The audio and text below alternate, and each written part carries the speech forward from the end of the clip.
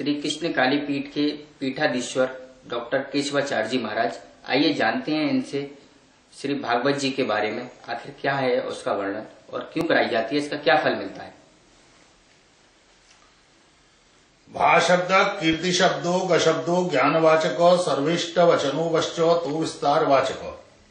भा अर्थात प्रभा, जिस कथा को सुनकर के हमारे अंतर हृदय की मलिनता समाप्त हो और दिव्य भगवत ज्योति प्राप्ति हो, उस कथा का नाम है श्रीमद् भागवत। जिस कथा को सुनकर के ग अर्थात अंतस्थ से अज्ञान की समाप्ति हो और ज्ञान का प्रकाश पुंज जागृत हो, उस कथा का नाम है श्रीमद् भागवत। जिस कथा को सुनकर के मन से संकीर्णता विस्तीर्णता में परिवर्तित हो, उस कथा का नाम है श्रीमद् भागवत। जिस कथा को सुनकर के अपने अंतस्थ से जीव मात्र के हृदय में भगवत प्रेम, भगवत शक्ति, भगवत आराधना के साथ साथ अंतस्थ में वसुदेव कुटुंबकम की भावना उद्दीप्त होती हो, उस कथा का नाम है श्रीमद् भागवत। भागवत अर्थात जीवन में भावना। जब तक भावना की शुद्धि नहीं है तब तक एक बार क्या अनंत बार तीर्थों में जाया जाए, अनंत व्रत किए जाए, अनंत नियम किए जाए, अनंत कथा सुनी जाए, लेकिन फिर भी भगवान के मंदिर में दर्शन करने के बाद भी भगवान की अनुभूति न हो सके, उससे कोई लाभ नहीं है। ये श्रीमद् भागवत जीव मात्र की भावना को सुधारने का ग्रंथ है। श्रीमद् भागवत मानवीय जीवन की तर्क की कसौटी पर परखने का दिव्य सिद्धांत है। श्रीमद् भागवत में मानवीय आचार, मानवीय आचरण, मानवीय व्यवहार को जागृत रूप से अपने हृदय में उतारने का एक दिव्य सिद्धांत है। कलिकाल में भागवत की कथा केवल मात्र व्यक्ति को परलोक दिलाने तक सीमित नहीं है।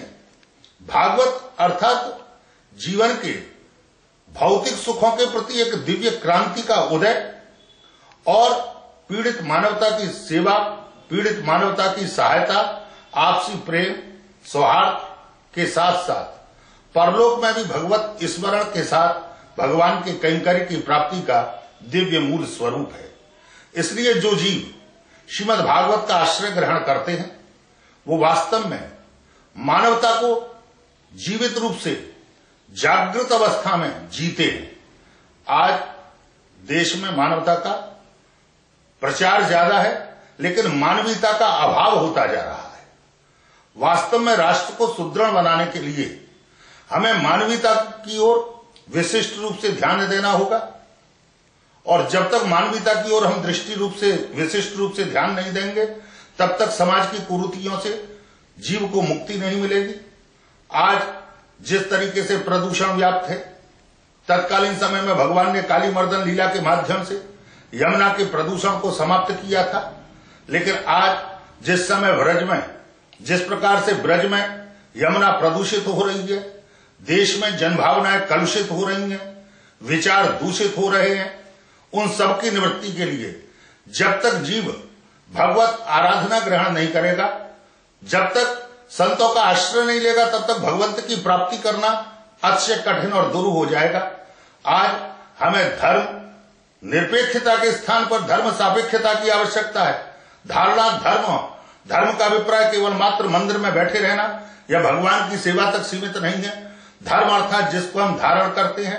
आज जीवन में मानवीय धर्म का अभाव हो गया है, इसलिए देश में आज चतुर्दिक अनर्थ अराजकता की स्थिति व्याप्त हो गई है। अभी दिल्ली में जैसा ज्वलंत उदाहरण, दिल को दहलाने वाली घटना, एक कन्या के साथ, एक बेटी के साथ, एक महिला के साथ जिस तरीके से अनाचार, अत्याचार, व्यभिचार और बलात्कार की घटना उत्पन्न हो रही है, उसका कारण है धार्मिकता का भाव।